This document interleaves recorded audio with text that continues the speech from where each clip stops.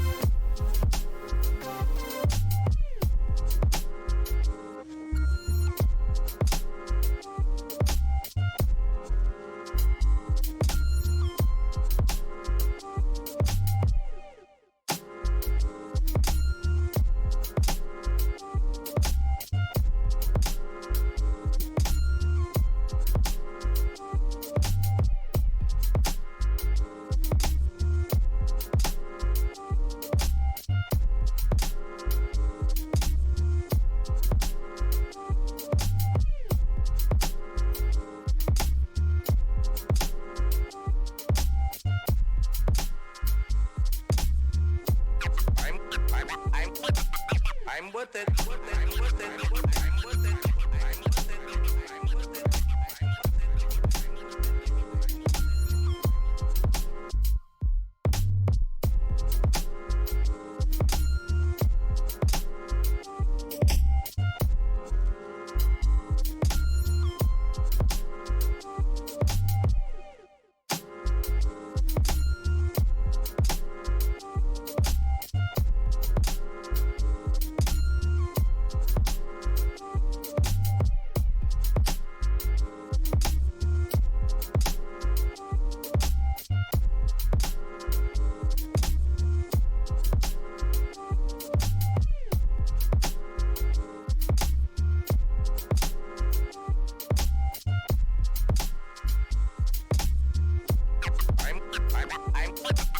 I'm worth it.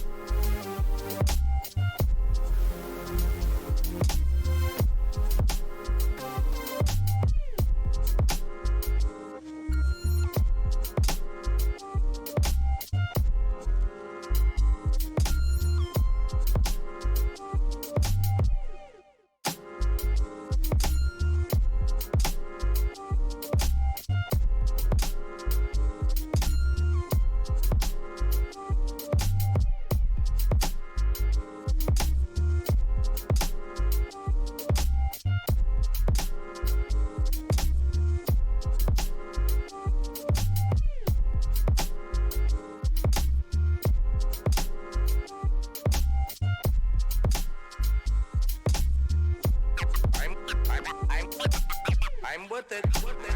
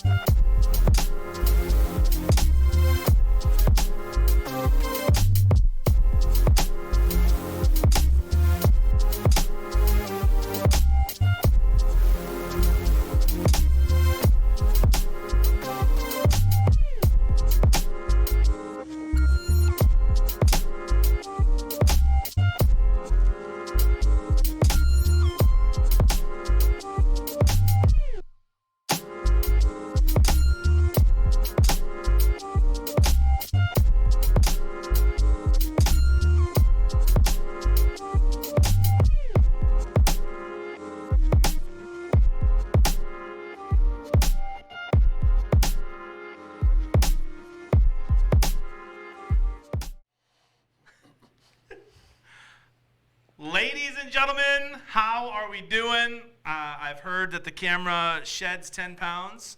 I can already see all the Let's Go's in the chat who are agreeing with that. You knew that's what I was going to say. Welcome to Around the Halo Season 2. It's exciting.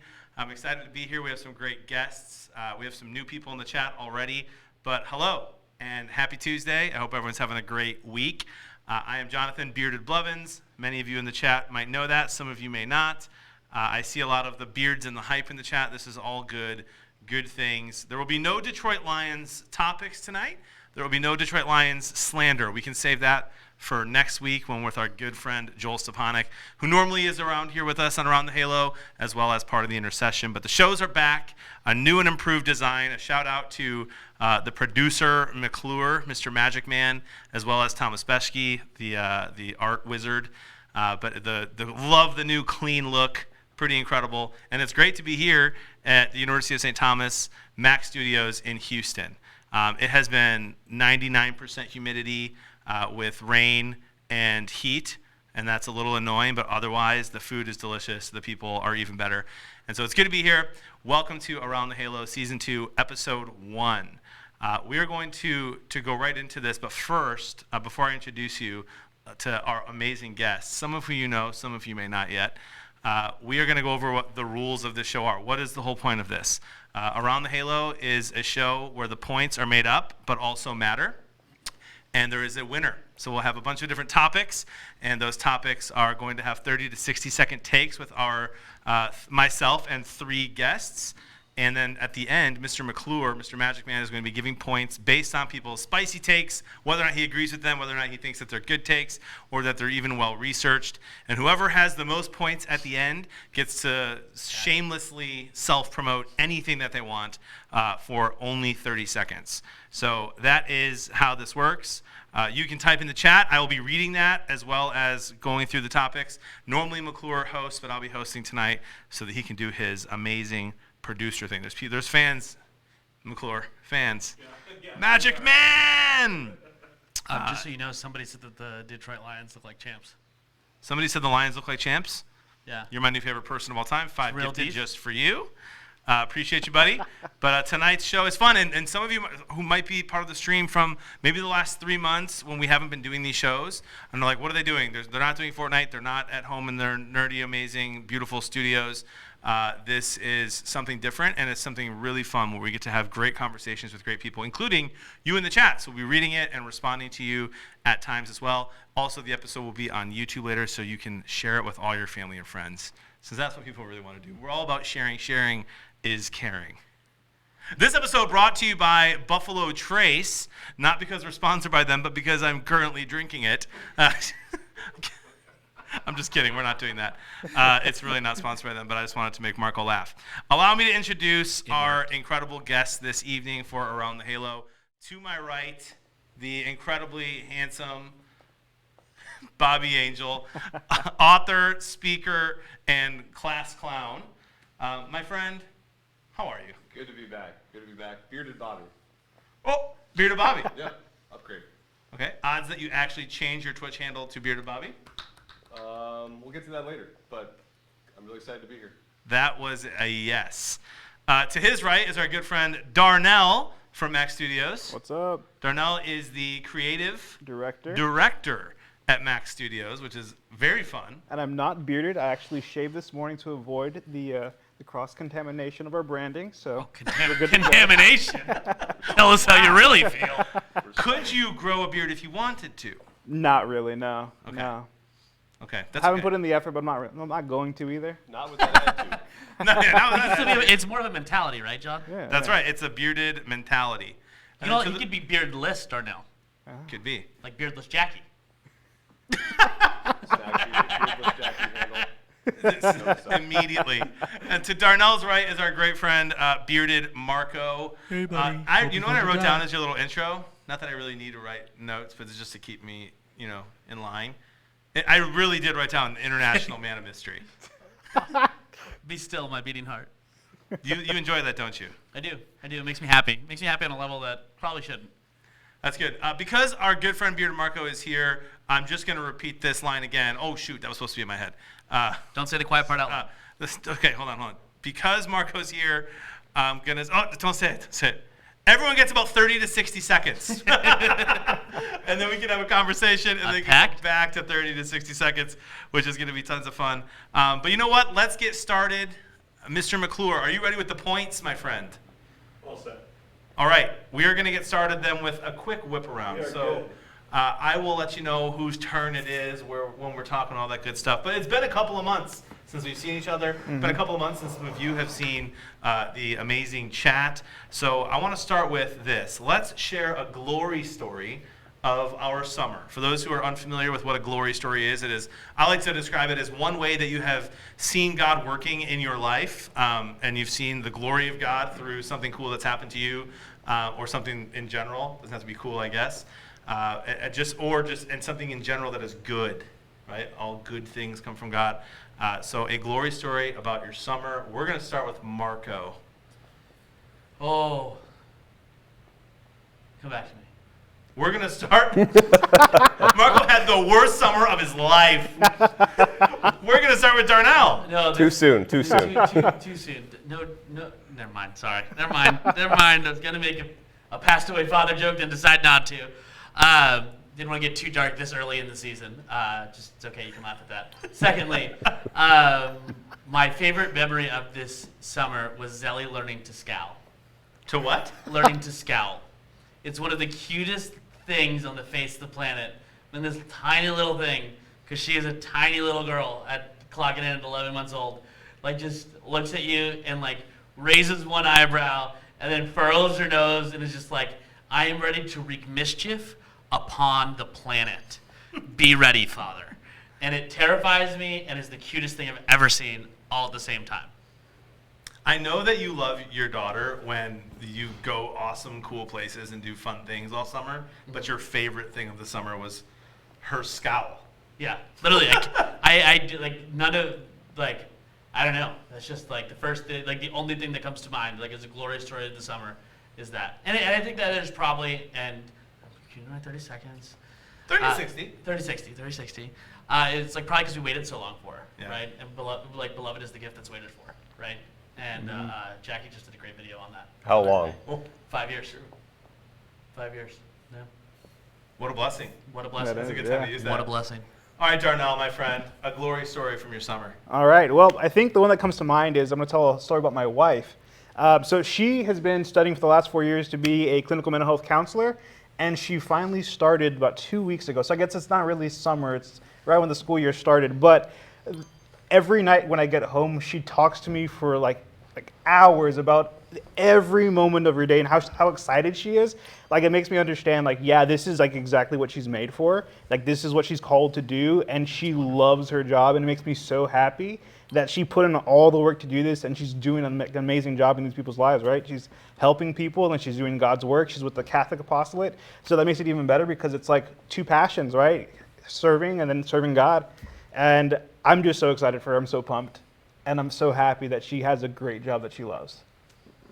You guys are amazing. I don't know how Bobby and I are going to follow this up, but I know that my answer is nowhere near as inspiring. Yeah, pass. Bobby? Pass. No, I had a lot of great family time went to the over the beach. summer. My little kids are philosophers. In fact, my 8-year-old today was like, she's making toast. She's like, Dad, what would a toaster be called if it didn't toast? Like, I just stood there like, write that down. Like, Velociraptor right there. But for me, I think this summer was, you remember that meme? Yeah. The Velociraptor. That was good. It's a call back to 2005. Back in my day of the internet, I got to speak words of comfort to a mentor of mine. So someone who was there when I really had my conversion, when I went all in to my faith, who we all have these moments in teaching and ministry and coaching where you feel like, am I making any difference? Like, does any of this matter? And I saw him this past summer, and he was going through this rough patch, and I could tell, and I just like built him up. And it was just really cool. Like, he's part of my conversion story, but I got to be in a position to like build him up and be like, dude, I'm here because of you, like, in what God has done through you. So that to me was this really cool full circle, like, out of a really good summer. Was getting to build up a mentor that I had to tell him, like, you are making a difference. Because we don't always get to see that. Like Yeah. sometimes you do. You get to see like the people you coach and minister and mentor to. You get to see them, but a lot of times you're not entitled to see the fruit of that. Yeah, that's beautiful. I love that, and it destroys my answer, but I'm going to stick with mine anyway. Because I'm trying to listen Believe in and yourself. not think while listening. So Believe I in just listened to yourself. every word that all of you said. Tell us about your favorite bourbon you had. Dude, it's actually kind of close. Alcohol is poison. You can't change my mind. So take this poison, all of you, and drink of it. All right, sacrilege this early into the season. Cancel John. So Oh, we, Cancel? we lost the feed. speaking of wine, You see him burst into flames. many of you know in the why. channel might know this. Some of you may not. Some of you guys might. My buddies here. I did 15 years of parish ministry, and there was way more good than bad. Way more of God's glory than not. But also the not can be really disheartening. Sure. To see any of the scandal going on in any organization can just be a lot for anyone to take. And starting Little Flower Media has been one of the biggest blessings of my entire life, especially with my faith life, being able to just grow with that and not feel like I have to work, for a church to be loved by God. And I got to go to Napa Institute with Marco and with UST, with some people from University of St. Thomas. And it was really cool because you meet all of these different people from all over the world, really, but especially the country, who are trying to make the world a better place. So you've got people there who are very blessed financially, who are trying to find things that they can give to make the world a better place. And then you have all these entrepreneurs and nonprofits who are trying to start something that will change the world, and they're all just mingling and talking and sharing in community. And there's great talks and a million masses a day for you to choose from, and you just got beautifully holy nuns just walking around and willing to pray with you or for you at any moment, and priests everywhere. And it was just it was really cool few days to network with people and pray and feel like, man, there's so much good happening in the church. And so that's the highlight of my summer. Plus the food and the wine were delicious. So That's true. kind of a win-win-win. Father Spitzer's talk was wild. Father Spitzer, for those who don't know, is a good Jesuit. They're out there. Yeah, they do exist. Abuna with Fignasari is one of the other ones. But avoid all the. I'm not going to go into the Jesuit jokes. I'm not going to do it. Not going to do it. Self-control. Self-control.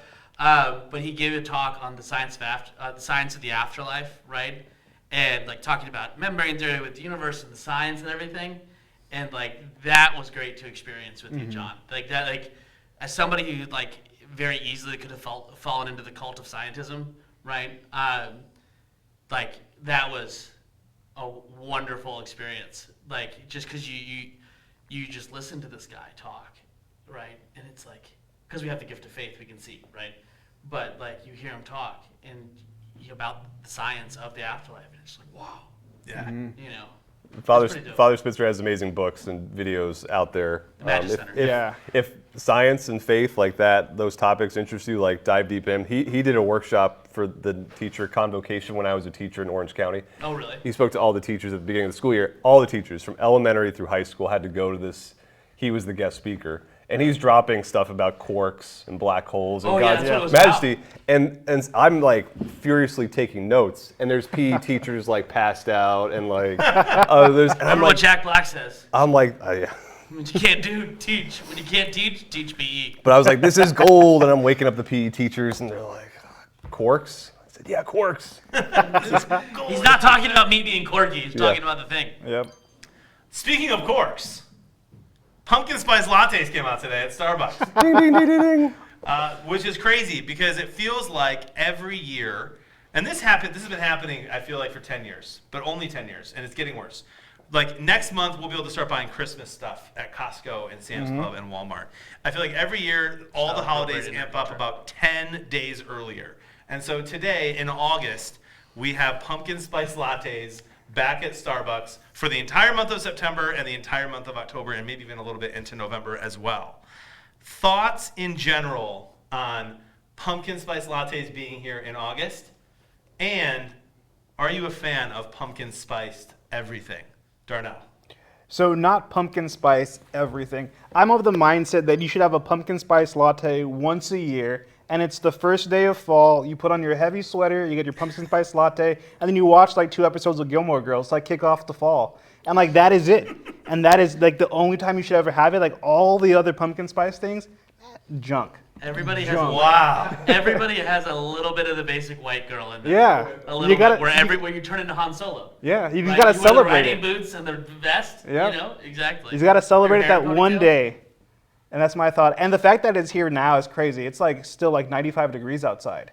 Like you can't have this thing under like when it's above 70. Like maybe up north you can do it, but not in Texas. Yeah. It's still hot by me in Illinois, so I hear what you're saying.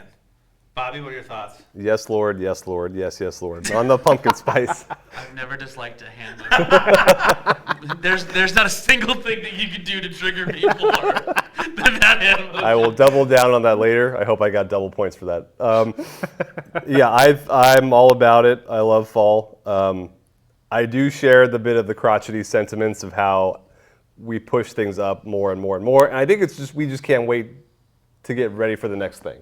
Yeah. And it's on the one hand, it's like we need something to look forward to, even though it can be oppressively hot in different parts of the country. Mm-hmm. I want to look forward to this, and so I will crank down the AC and watch Gilmore Girls and will fall into existence. So it's a bit of our inability to wait, as well as we need something to look forward to. But overall, I'm like, hold up, like Halloween commercials should not start yet. Like, I mean, Spirit Halloweens are popping up already. yeah, and all the former Planned Parenthood clinics.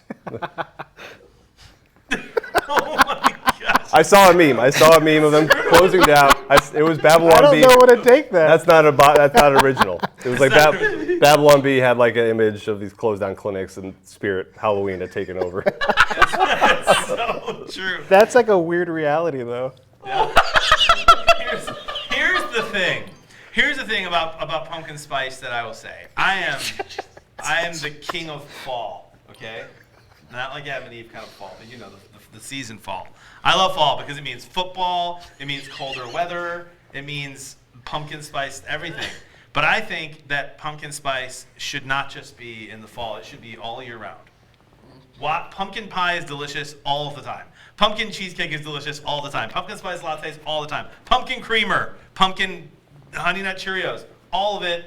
I think it should be all year. I am annoyed that we keep pushing it back instead of just ripping the Band-Aid off and saying, forget about, October. Let's just have it be forever. Well, you know at Starbucks you can get a peppermint latte year round, but you can't get pumpkin spice year round? See, Isn't that's that wild? messed up. So what you're saying is they think that Christmas is more important than fall for now, which it is. Birth of Christ. But yeah, exactly. But you're saying that they're So they're on very the okay with way- appropriating Catholic culture. That's fine. Yeah, but they're on the way to having full-time pumpkin spice everything. I think it's important. It's delicious. And now I've never been more excited to watch Gilmore Girls than I am. You also don't appreciate it if it's year round, though. I disagree. I appreciate bourbon year-round. Point taken. You know? I retract my comment. Mr. Marcolini. There are takes in which Jonathan P. Blevins has been wrong. Like Shakespeare being the worst author of all time. I didn't say that. I just said Nicholas And- Sparks is better. Keep going. And no, you did say it. And that Twilight is a good movie. But there's not a single thing in which John has been more wrong about than his take right now. Wow. Because he who enjoys to the mean, as Aristotle says, enjoys something most thoroughly. Right? If we have everything year round, right, there's a reason why nature is cyclical. Right? We shouldn't be able to have strawberries during Christmas. Like, if you want strawberries, can them! Like, why am I getting a strawberry the size of my hand in Christmas? You can't tell me that's natural, right? It's not natural, but it's delicious. No, it's not. It's not even a good strawberry. It's a lie. It's a lie. It's an airsoft strawberry. But no, okay. In all seriousness, though, I do think Aristotle is correct that those who enjoy to the mean do enjoy things most thoroughly. But I do like pumpkin spice things outside of fall. Now, generally, they are during fall, but I think they can be given a little bit more love throughout the rest of the year. Then how can I be the most wrong ever if you agree? I just wanted to yell at you. Okay. Well, -5 points. I'm just kidding. I'm not in charge of the points. Yeah, thank God, because it'd be a lie. We're gonna pivot to a little more of a serious conversation here. I was getting ready for that, so I was trying to. Even though the chat is just like That wasn't loving all of these. that wasn't serious. Oh, that was serious for me for sure. Yeah. I can't tell. I did actually- quote Aristotle. You did. Here's some crazy news recently. Shia LaBeouf has become Catholic. One of us. One of us. Sam Witwicky. And yeah, that's from Holes, right? Yeah. That's the last book I read, I think. Oh my God. And the Notebook. I'm half kidding. He became Catholic and he did an interview, which I have not yet had the chance to listen to, but have read about You'll cry. with Bishop Barron. And then Catholic Twitter, of course, is tweeting all about his conversion. And so I don't want to spend a lot of time this evening talking about Shia LaBeouf. You'll see why in a second, I think. But in general, I think it's a very common thing in Christianity, but in Catholicism as well, to celebrate conversions, and then we put them maybe on a pedestal, and we interview them all the time, and we ask, and then we want them to be like our poster boy. I'm thinking of it, just Chris Pratt, right? When he came out, it was like, oh, I'm Christian, and then all of a sudden, everyone was like, I'm the biggest Chris Pratt fan of all time. I want him on my podcast, and he just got like thrown to the wolves, and all of a sudden, he's like, I don't actually know if I'm not that Christian. Like, don't put me. And so I try, but I mean, like, I'm not Christ. Right. Yeah. Is it okay for we'll say for Catholics to celebrate celebrity conversions? Is it okay to celebrate celebrity conversions to the faith? Bobby. I did not want to go first, but I will. And I share your sentiments of just to be happy that if a person, celebrity or not, has found Christ and is going to take that relationship deeper, is a thing to be celebrated. But it's also a very intimate reality of your whole worldview's changed. Maybe like your family and your friendships are changing, and so to so quickly put you on like, yeah, he's on our team, he's our mascot now. It's like, well, one, that can backfire. If you're too quick to like, canonize the guy or girl already, it's a journey. It's a journey. So to respect that, and it's tough in like kind of a clickbait world where every news outlet, Catholic or not, wants to run a quick piece on it, that reality. So I just say pray for him and anyone in the limelight, because it's tough. It's tough to be of any religion in Hollywood or that environment. And so I just would quietly pray and pray he gets the support and is allowed the time to grow, because that new convert zeal can be really powerful, but it can also, get wonky. It can also be like the seed that doesn't really take root. I think his is authentic. I think he's been on quite a journey, and I think a lot of celebrities and athletes, I think of Michael Phelps too, like who have to hit rock bottom, depression or alcoholism or something, and then they're ready for like the God questions finally, like, there is something bigger than me, and I need to know what it is, and I'm willing to devote my life to it. Yeah, well said. I think for me, I think that one of the things that has been damaging to my soul is putting hope in people and not in Christ. Right. So, I think of, I don't know any names, but you think of like a musical artist who maybe really inspired me growing up, who's Catholic, and I was really into their stuff, and I was like, man, this person is like me. I'm like them. Like I relate to all their songs, and then all of a sudden they're gone, and it's like, oh my gosh, like if they can leave the faith, is my faith even real? Like, and so I think it's important, and you can say with priests or bishops or any leader, where you're putting your hope in them and not in Christ, and it can be a very dangerous thing. And so I think I agree with you. I think we can celebrate and say, hey, welcome home. This is great news. Pray for them, but then also just remember that people will almost always let you down. But Christ will not. And so I think it's important to give them time to sit with. I mean, it's a big deal. Like it's becoming Catholic and trying to then learn things and then live it out and fail and go to confession and keep going. Right. Is a whole process. And so I'm proud of them, happy, but want to make sure we don't put our hope in people, put our hope in Christ. Marco. Well, first, welcome home, Shia. Secondly, I think it's absolutely something we should celebrate. And thirdly, we need to recognize the humanity of folks and not objectify them, because that's what the accuser wants us to do, right? Is to turn these people into objects for, if they fall, to cause us to fall, right? And I think that's what we just the most important out of all of these things, right, is that man is fallen, right? Through Christ, we are able to attain our supernatural end, right? That is heaven and salvation. But, like, we have to let these people, especially now, because there have been a lot of conversions over the past few years, like big name ones, right? Yep. Like, first of all, like, these guys aren't teachers, right? They don't have licentiates, they don't have doctorates and sacred theological doctorates, right? They're not teachers. Again, we need to know that, and that's okay. Nor are they our mascots, right? Like they're on Team Catholic, but they are not Team Catholic. We are all together what that is, right? Cardinal Zen in jail is as much my brother as Cardinal Sarah, as much as the Indian Syro Malabar Catholics in India, right? And we have to remember, like, the diversity of Catholicism is our strength, right? And it's not just one person. And I think that's like, there's this great priest who says this, and I think it's a wider conversation, honestly, than just about the celebrity. And that's why I'm kind of going at this point. It's like, look, anybody you know and love that is Catholic or is Christian or whatever faith tradition you come from or believe in, right, can fall and does fall, right? Like, and especially from the Catholic perspective, which we believe is like the true, the good, and the beautiful, right? And that transcendent truth that gives us everything, right? Like, our hope is in Christ, and that's what matters. And like, welcome home to these new people. But like, also remember, they're not teachers. Like, just because somebody has an Instagram account doesn't mean they've ever studied theology.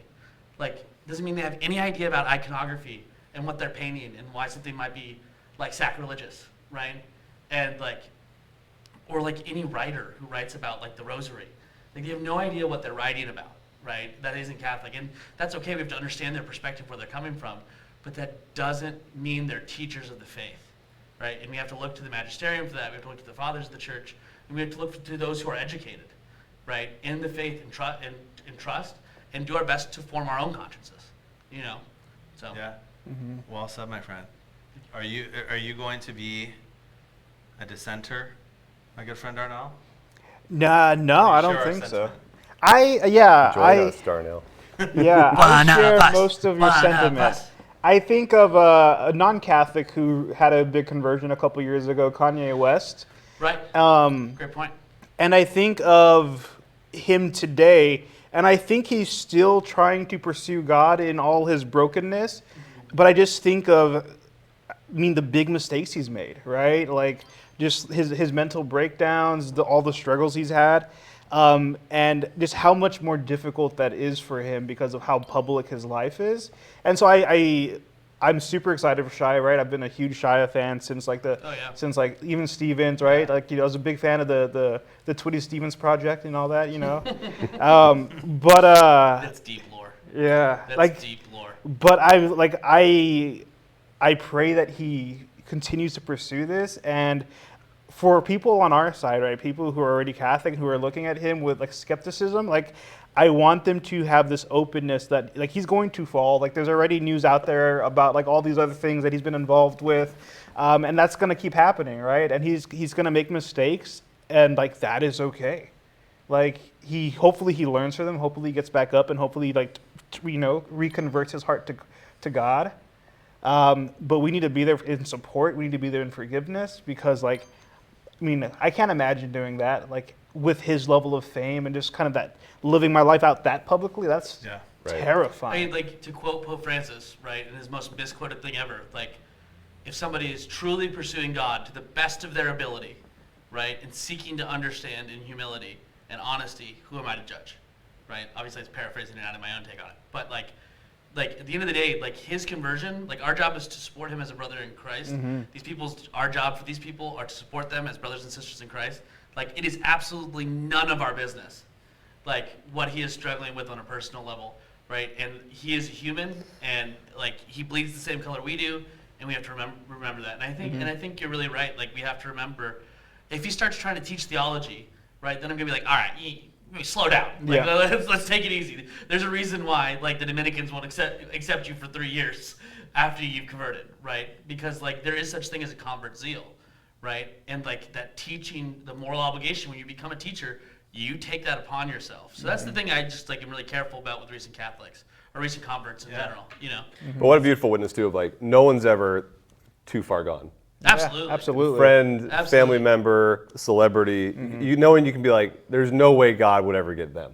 Oh yeah. Yeah. Right. Yeah. You know, it's like, Heck, I mean, St. Paul was welcomed into heaven by the people he murdered. Yeah. I think of something that Father Josh Johnson said in a homily once. He says, like, we need to be praying for our politicians. We need to be for our celebrities to be saints. He's like, you need to pray that President Trump becomes a saint. And you need to pray that President Biden becomes a saint. And I'm sure, depending on where you're at in the aisle, one of those hurts you, if not both of them. Yeah, and you're just like, oh, like, I don't want that. But like, we need to want that. Right. Like, we need to want that. Right.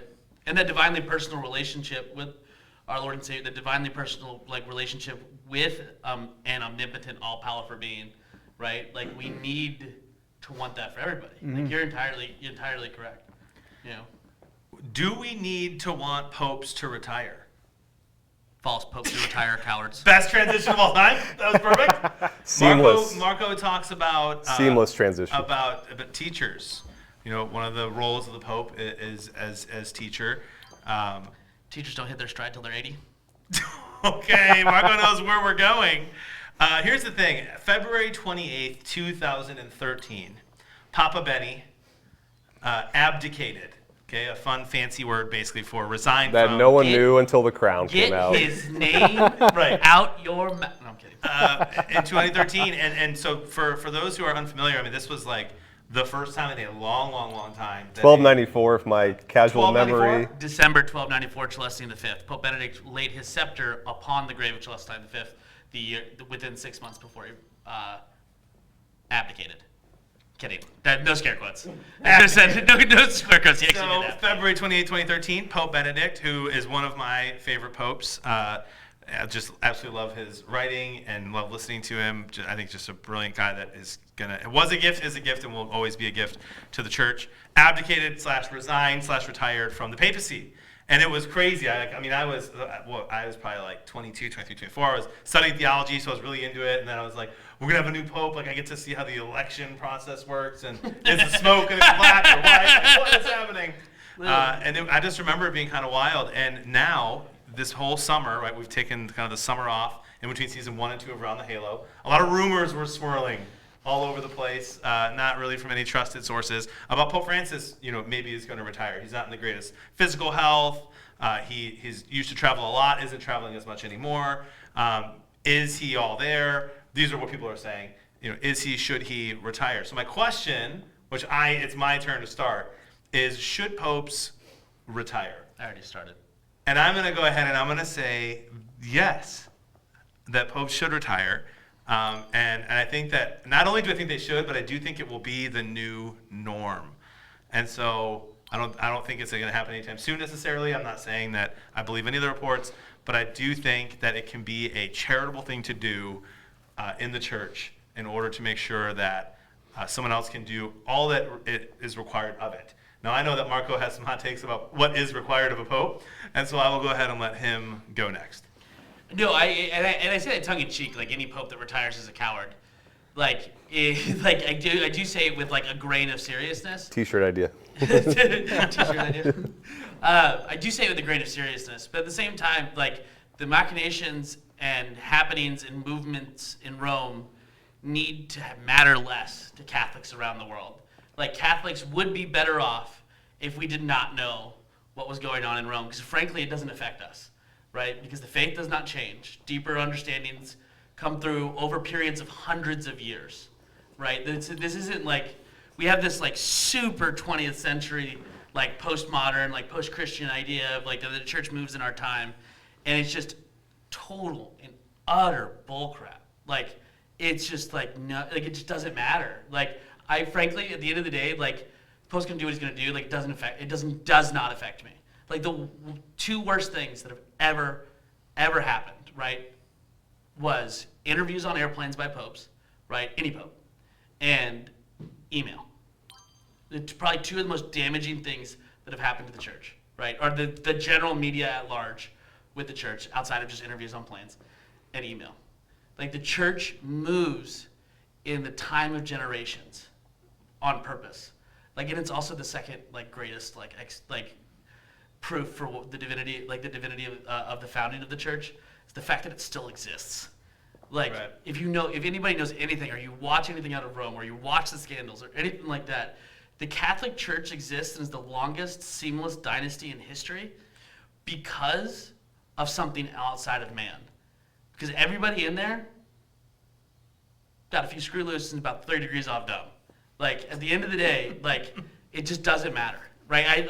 Because it doesn't affect, like, know your catechism, go to mass, teach your children, celebrate the feasts, right? Live Catholicism authentically. Rome's not going to change that. Unless they, like, take the mass away that you want to go to. But Too soon. Too soon. Too Oh, soon. Too soon. Speaking of summer, Darnell, your thoughts, my friend. Yeah, so to be honest, it's not a thing I ever think about. good. Yeah, so I mean, I remember, so I was working PR for the university back when this happened, and I remember like every media outlet in like the area like reaching out and be like, what's going on? What's happening? Like, what are we supposed to do? Well, like, this is unprecedented. And you're just like, cool, yeah. But like, again, I don't think it really affects anything. I think there's benefits to having somebody who's going to stick around and like die in office. But that just seems like super Japanese. And there's also like the benefit of somebody like retiring, like as they are getting older, as their mental faculties wane, and just being like, hey, like I'm out, like I can't do good for the people I'm here to serve. And that's a knowing to bow out, I think, is like a sign of humility. So that's my take. You sounded like you were going to say something, so I stopped. I'm sorry, I didn't mean to interrupt you. No, I'm good. My biggest thing though is like the Pope is the reigning regent of Vatican City. That's why we say abdicate, not retire, right? And two, like his job is to rarely, if ever, declare infallibly upon something, right? Like he is not he's the universal pastor, right, that leads us, but he's the first among equals, right? Mm-hmm. He at the end of the day, like your parish priest, like the formation of the priest at the foot of the bishops I think is more important than whether or not the Pope stays in office or retires. And that's kind of my whole point. And so I kind of... Yeah, and I think there's like a lot of like the politicization of everything. Oh, is yeah. like a big part of that, right? Well, it's just assigning liberal and conservative to things that like it's like orthodox and heterodox. Like it does, like you can't put like the political lens onto theological matters. Yeah, you know? I think you're entirely right. And I think that complicates it, right? Oh yeah, and it makes it dumb. Yeah. St. John Paul II showed us how to suffer. Pope Benedict showed us how to be humble. Thoughts, Bobby? This is like a Hallmark card. You want me to finish? Pope Francis taught me how to laugh. Choose. Yeah. I am biased, I guess. I grew up in the JP2 era where he's my hero, one of my heroes, and it's his name, like, was prayed in the Mass for like 2 decades of my life before all of a sudden it changed and priests had to like consciously think of and pray for Benedict, our Pope. Like, it just rolled off the tongue so much we had to like, everyone had to adjust to it. And then to have another change, I think 8 years Pope Benedict was in office. To answer the question, where I lean is, yes, I think they can. I don't necessarily think they should. I think the mental faculties argument's a good one, knowing when to bail out. I just saw JP2's kind of heroic, and I think that part of that comes from being an athlete too, of like, you finish the race.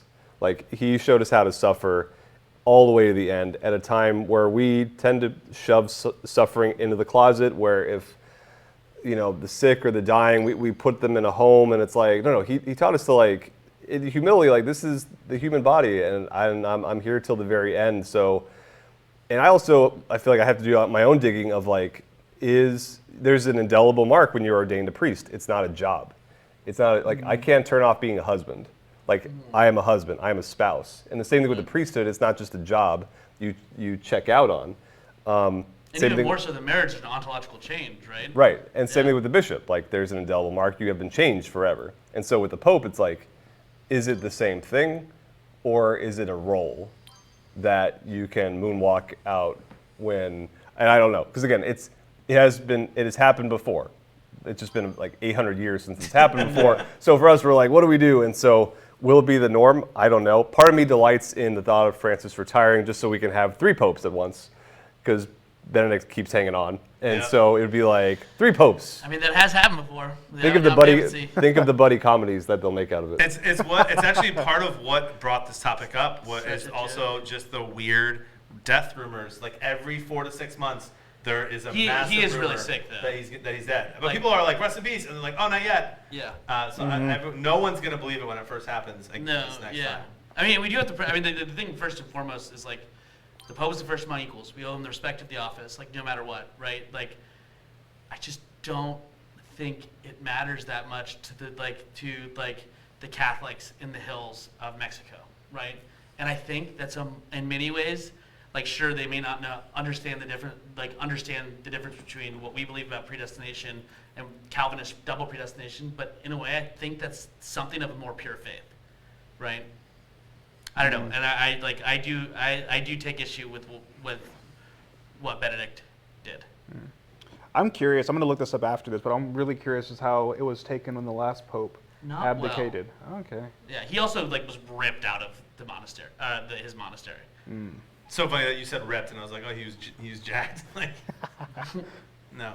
No, Okay. Strangely muscular for the time period. like Bobby. Yeah. Well, here's the thing: is Bobby actually jacked, or is he AI? That is the real question. This is a Turing test here. This entire thing is a Turing test. There is this guy, and I'm forgetting his last name, but his first name is Kurt. Kurt Skelton. Kurt Skelton. Thank you. How did you remember that? You showed it to me today. Yeah, but wow. I've seen it 10 times. You've seen it once. You remembered.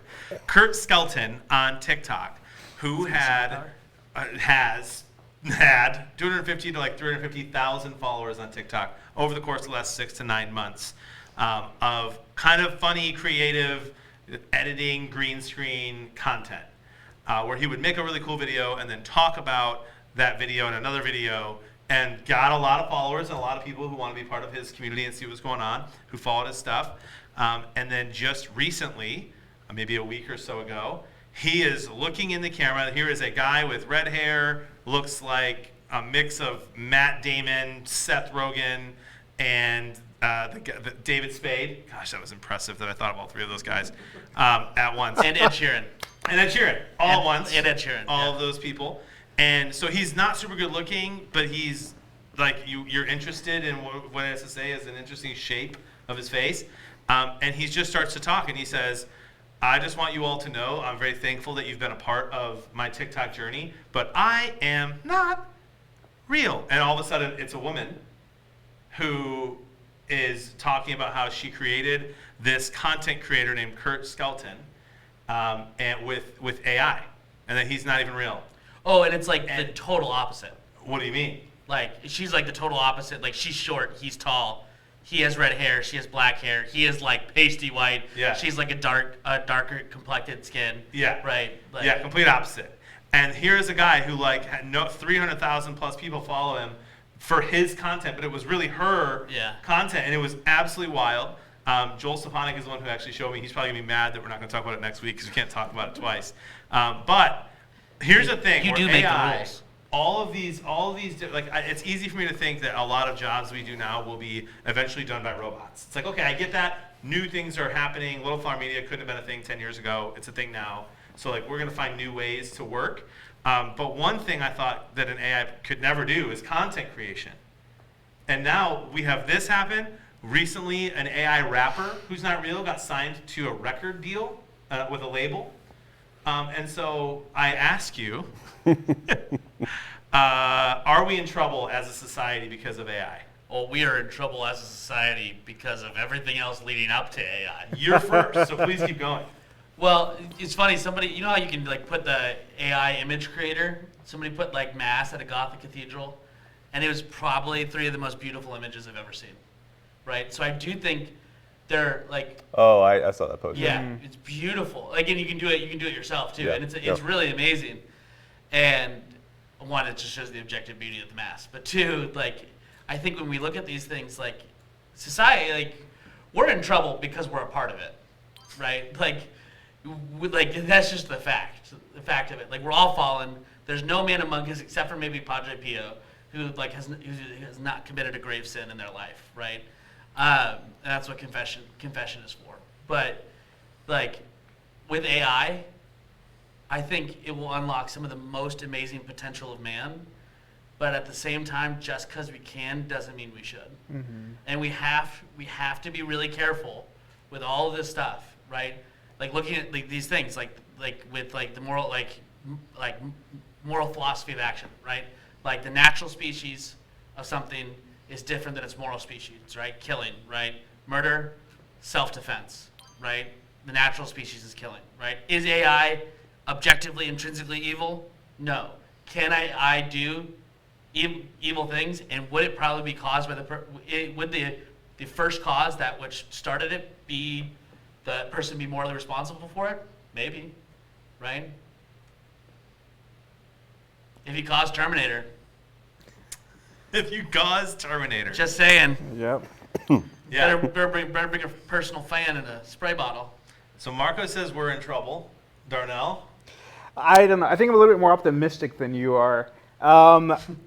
I think the fact that it can create content should help us draw awareness to like what was the quality of the content we were already creating, that it can so easily replicate it, right? If these aren't like novel ideas, Tracks by Darnell. or if these aren't like big things, then it's something like, because that's like the nature of YouTube, right? Everybody has the same camera tutorial. Everybody has the same replace your background with whatever thing. Like there's 1,000 of those videos, so of course it can make those videos. It knows how to do it. But it's not creating something new. It's not creating something that's different, something that not like quite ex nihilo, but something that's kind of pulled from a little bit farther out, right? I'm sure it'll get to the point where it can do that, where it's going to combine sources, right? It's going to take your favorite writer ever, William Shakespeare, and combine it with Tupac and somebody else, and it's going to come out with something that's like absurd. But I'm here for that. That's awesome. That is pretty awesome. Tupac and Romeo and Juliet. Yeah. That'd be dope. That'd be sick. That'd be dope. But yeah. Tupac and Biggie, they're kids. Oh, sorry. But like I think of like music groups, right? Like I think of we were talking about this earlier of like the Gorillas, right? Like granted they're not AI, but they are a thing that don't really exist except for like some people behind the scenes. And like if they can exist as their own thing at some point, like dude, like that'd be wild. Yeah. No, that is. Are you putting the seatbelt on, Bobby, and ready for the ride, or are you going back to reading only? Oh man, I'm a bit of a Luddite with a distrust of computers because of Terminator scarred me. And the high school I worked at had a robotics club, and I wanted to create the anti-robotics club that we would prepare for doomsday and, you know, run to water together. And I am fascinated and also like terrified by some of this stuff. In how closely it can fool us. And it's the Jeff Goldblum in Jurassic Park. Your scientists were so preoccupied with whether or not they could, they didn't stop to think whether or not they should. Mm-hmm. That was top tier. I've rehearsed it way too many times. That was amazing. That was top tier. There's some days I only communicate in Jeff Goldblum, like Please quotes. continue and only Jeff Goldblum. I can't on cue. Have you guys seen the movie Ex Machina? Yeah. Oh, that creeped me out. Yeah. Weird movie. It really creeped me out because it's like 10 minutes from reality, from where we really live, in terms of how AI and where technology can be. And And in terms of the history of the universe, too. Just timelines. Yeah, so, absolutely. yeah, I'm fascinated, but also like again, John Paul II, like personalist in me also wants us to never lose sight of the fact that we are body and soul. And so to never get so appreciated, but so immersed in it, we are losing what it means to be human. To where we're only watching AI-created musicians or AI-created content. Like it starts getting from like cool to dystopian Pretty quick. and that's where I'm more hesitant than excited. Okay, I'm with all of you in different ways. It's fascinating to listen to your brilliance, fellas.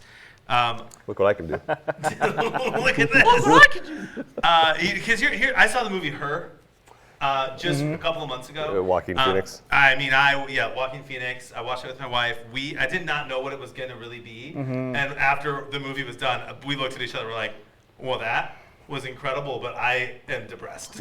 Yeah. And I was bothered with how. I'm not going to spoil or anything. I don't think too much, but close your ears if you don't want to hear this this part of the movie. But Joaquin Phoenix's character basically falls in love with an AI. And then there's a point in the movie where he finds out that she is able to talk to millions of other people at the same time. And she's learning as she goes, this AI. And I was mad at myself for being jealous for him. Because like when you find out that she's like having similar conversations late at night with other people, I was like, oh, you're his AI. And then I was like, why do I care? It's a robot. Like, this is messed up.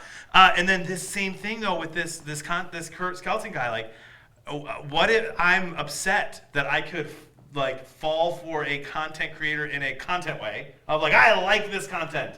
It's great stuff, and then have it not be real. Like what we're trying to do with Low Flower Media is actually create a real community. It has to be real. If I wasn't real or we were all robots, like it wouldn't be the same, even if people were having fun, because it's not based off of a real human experience. That creeps me out. So I'm with you there, but I'm totally for the Tupac and Biggie Shakespeare collab, or the Eminem Nicholas Sparks collab.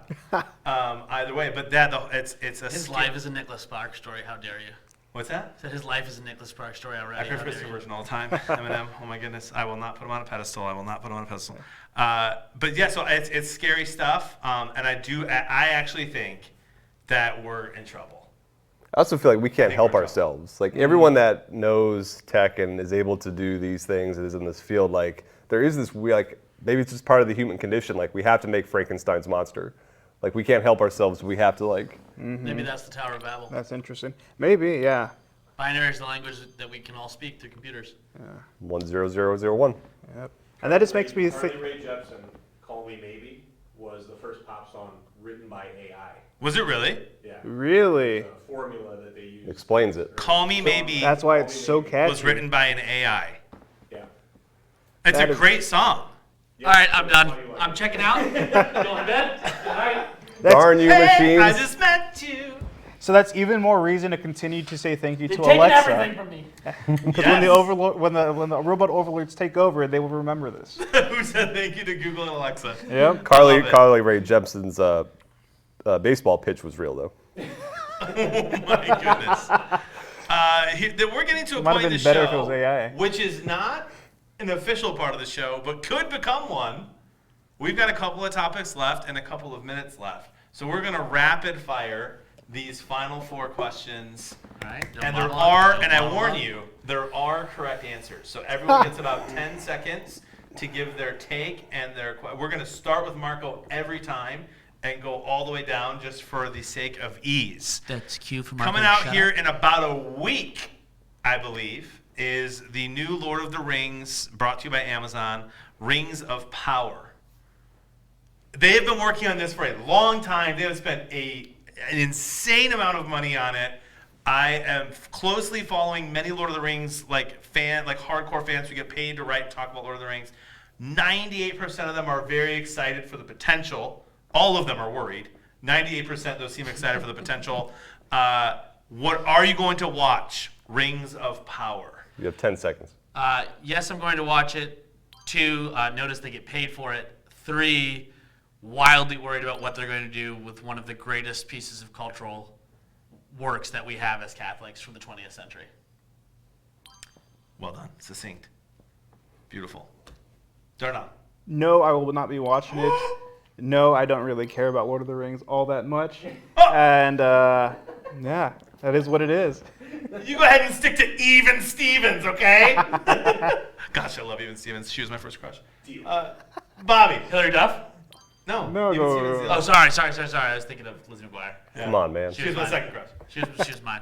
No, I will not watch it right away because my wife and I are super behind on other shows. So we're gonna wait and see, and we'll kind of watch the reactions of friends. The composer they got is very good, though. That I'll say. But I am generally worried about. I've been worried since day one when I heard Amazon was taking it, and we shall see. I've been worried since Peter Jackson, so.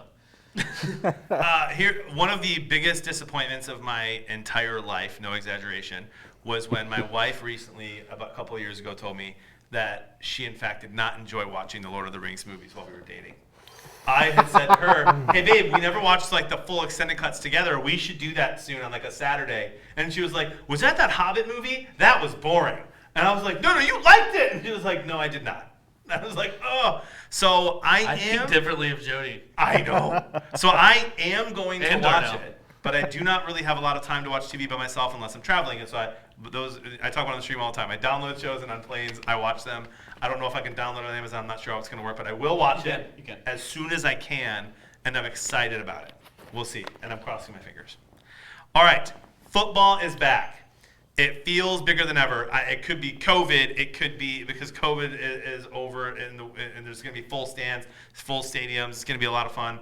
It could just be that football is bigger than ever, and it's real. There's just more people watching it, and so the hype is real. It could be that there's more parity in the league, but both with college and NFL, it's all I'm seeing on all my social media stuff, and it's not just because of the algorithm. People are hungry for football. It's back.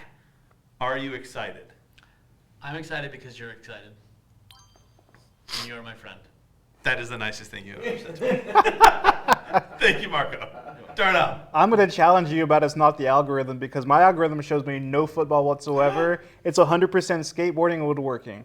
So that's all I get. And no, I'm not excited. That tracks so well. Darnell! You're breaking my heart tonight.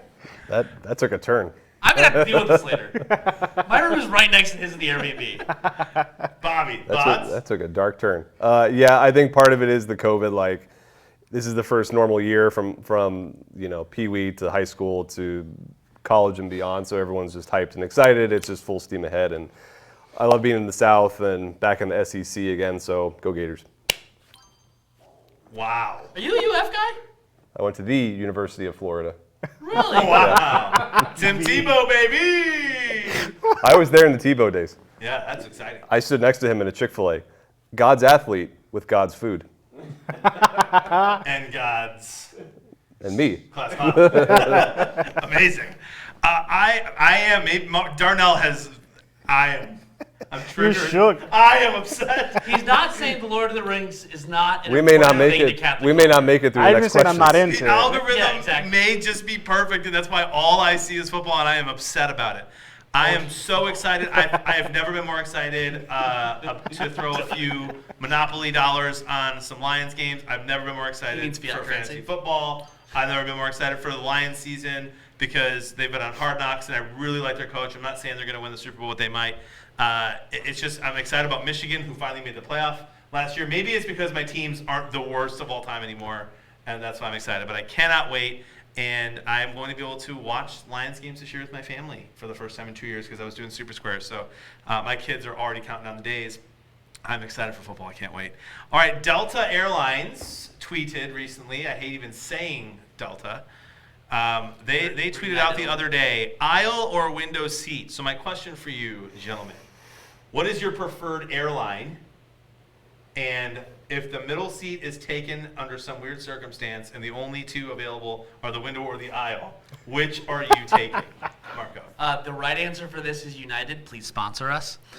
Secondly, if somebody chooses in this question the window seat, you are a sociopath and will not be asked back. Thank you.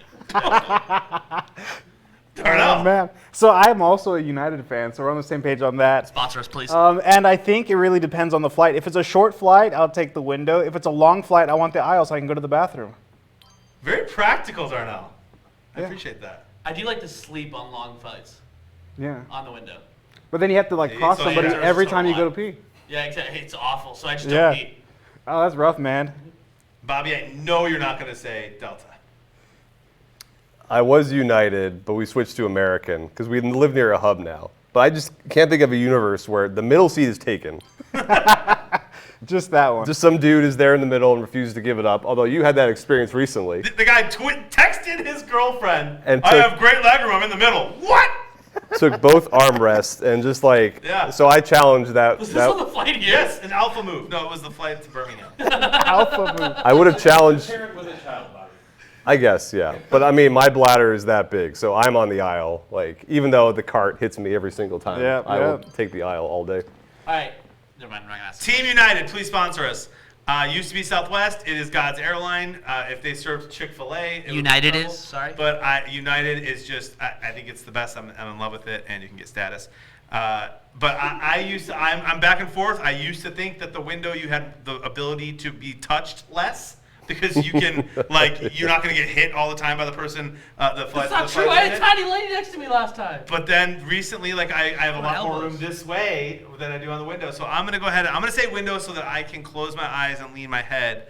But it's not comfortable to be 250 pounds and 6'3" on a plane, no matter what. That's fair. The average American is 19 inches wide, right? Like just typical people, like not like larger people or anything like that, right? The seats are 17 and a half. Why do you know that? I like regulation. He knows everything. That's so random. I like That's a reg- good fact to know, though. I like regulation. The FAA is actually coming down on regulation, hopefully in the next 6 to 12 months. Sorry, I read an article about it. That's obscure. That Well is. done. It's deep lore. Well done. I told you I live on the internet. This is my favorite topic, my favorite question of the night. Our final question before we leave you for the evening and declare a winner. It will not be me, so I'm excited to see who wins. I can't see the points at the moment. One of my favorite TikTok algorithms that has caught onto my TikTok is people who have, since Tiger King really, have pet wild animals like hyenas. And when I say pet, I mean they are like cuddling them and wrestling these lions and tigers, actual bears and hyenas and hedgehogs. It's really cool. I love how I threw hedgehogs in there with all these other giant animals. One of them is not. Hedgehogs are completely unrelated. Hedgehogs. We are at the University of St. Thomas in Houston, which has a lion as their logo. Even though we're the Celts, yep. Even though they're the Celts, yep. I'm a Detroit Lions fan. My question for you is, if you were given the opportunity to pet a lion, now this is a lion that is in captivity, not necessarily trained, but in captivity, and the person who owns that lion pets it often. Would you pet that lion, Marco? You will be in Africa in about a week. Actually, like 4 days. About a week is worth. Given the opportunity, Marco, Roughly, yeah, you're right. can we count Shut on up, you McClure. streaming yourself? This is why you're not on screen today. You petting felt really lion? saucy. Absolutely not. It's irresponsible, and I think it's participating in grave sin if you do. What? Dang. It's in the catechism. Oh my gosh. It's somewhere in the back. No, Thou shalt not pet a lion? It's It's the proximity. 11th commandment. I really think that it's proximity to to actually putting yourself in real danger. I mean, just look at all the people from Tiger King. Half of them didn't have arms. Like, if you've got a wife and kids, heck no. Okay. Interesting take. Darnell? I'd also pass. Have you seen all the Siegfried and Roy stuff? They were doing this for years, and these are tigers and lions loved them, and they still turned on them. And that lion and tiger ate him. Yeah. I don't know. These are professionals, man. If they can't do it, I can't. Okay. Darnell with the wildly practical take once again. Thank you. Bobby? No. Really? No. You have the heart of a lion. Yeah, but no. But the wisdom of a man. I am, not only am I legitimately convinced that if I was staring a wild lion face to face in Africa, we would look at each other, acknowledge each other, and move past. Not only do I actually believe that. Give him the right of way, and he would nod to We you. would both just kind of move. He would see the lion heart that I have. I, of course, respect him for a million reasons, and we walk past. That I believe. But if you're telling me that this one of the guys I follow on TikTok has a farm of all these wild animals, and he just literally lets them tackle him, 100% I'm petting that lion. 100% through the gate, I am petting that lion on the head, and it will be one of the coolest things of all time. All right, McClure, we need to take out key man insurance. I can't be alone in the chat. Tell me there's one person who agrees with me. It's be sadly ironic when Jonathan loses a limb. Followed up by a I know. your Darwin Award. I'm sorry, I know you're Catholic and you don't really read the Bible, but have you heard of a guy named Daniel? Yeah, that's me. Yeah, but that was a gift from God kind of thing. Yeah, I think I have it. Disclaimer, please don't ever pet a lion. We don't encourage We it. do not endorse petting lions, but we will totally post a video on our TikTok if you send us one. That's fine. All right, You're putting well, 3 jobs on the line pitting. there goes our business. Darnell. There goes our business. You Bye, can't play guys. video games. University of St. Thomas denies any liability. Yeah, yikes. It does look like we have a winner. I can see who won, and Darnell. What? Home court advantage. Home court advantage. You are the winner, my friend. Darnell Miller. That's right. That's Darnell, right. you get 30 seconds, and only 30 seconds, Oh, man. to promote anything that you want. 30 seconds for All right. 60. So the thing I want to promote is check us out at Mac Studios UST. We have cool content, but that's not the thing. I want you guys to go and find a prayer book called the Padre Pio Prayer Book from the Padre Pio Foundation of America. It is fantastic, game-changing. I pray it every morning. It's good. There's a lot of amazing things, amazing novenas in there. I recommend it highly. They give it out if you donate money to them. I haven't donated the money. They just sent it to me. I don't know how I got it. But get it. It's amazing. What is it called? One more time. My St. Pio prayer booklet by the Padre Pio Foundation. Is Yep. that it? Yep. I am going to link that into Padre the Pio chat. Foundation is a really great group. Yep. It's run by a guy named Luciano. Beautiful tenor voice. Nice. Yeah. Yeah, the prayer book's fantastic. And full circle, because that's who Shia is playing in the movie and how he's had his conversion. Yeah. Wild. He's moving hard. Spiritual children, man. You know, Be one of Padre them. Pio was the first saint. The biography about him was the first saint book I ever bought after I came back to the church. Nice. That's incredible. Darnell, thank you. That's very cool. I put the link in there for everyone. Ladies and gentlemen in the chat, thank you for being here. Season 2 of Around the Hill is back. I'm so excited. This was a great episode. You all are amazing. Thank you for joining us. If you thought that people that you know might be interested in the topics tonight and the conversation, this will be on YouTube in the next 24 to 48 hours. At Beard Blevins on all social media, and Mac Studios as well. It's going to be on the YouTube page. What's the exact YouTube of Mac Studios? YouTube/Mac Studios, I think. MAX. STUDIOS. Perfect. Mac Studios to watch this. It's going to be great. We're having clips posted from it as well. Next week, part of the intercession with Joel Stepanek and I, and then Around the Halo episode 2 is back 2 weeks from tonight. So thank you. Tomorrow, we are going to be doing a stream from Houston at a place called Cidercade, if they let us. Time Crisis 2, maybe a little NFL Blitz, maybe the old school Ninja Turtles game. Will be a ton of fun. So we'll be live tomorrow, and then back to your regular scheduled programming. Actually, I have an announcement as well. One more announcement. I was invited, one of 32 people, to play in the Rumbleverse $100,000 tournament brought to you by Myth. So on Friday, after Friday Family Fortnite with my brother, I will switch over to Rumbleverse and compete for $100,000, which is wild. So that'll be fun. That'll be on Friday. So a bunch of streams coming to you this week. I love you. God loves you more. Let's change the world. We'll see you next time.